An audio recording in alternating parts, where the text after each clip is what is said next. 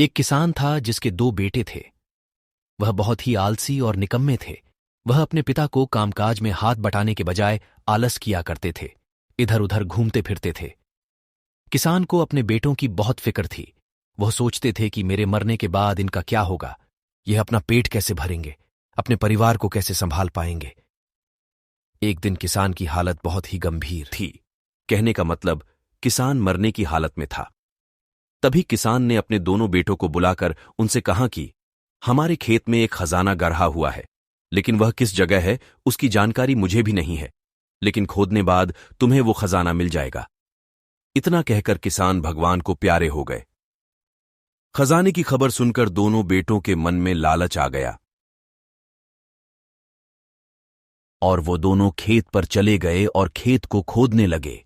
खजाने के लालच में कुछ ही दिनों में पूरे खेत को खोदने के बाद वह घर जाकर बैठ गए और वह अपने पिता को कोसने लगे। इसी तरह कुछ महीने बीत गए और वर्षा ऋतु का आगमन हुआ।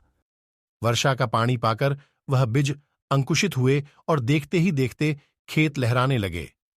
ऐसा लग रहा था कि हवा के झोंके से लहरा रहा था। ये देखकर किसान के बेटे बहुत खुश हो गए। उनको समझ आ गया कि परिश्रम ही सच्चा धन होता है, और वो उसी तरह से अपने पिता के शब्दों का मोल भी समझ गए और अपने कामकाज में लग गए।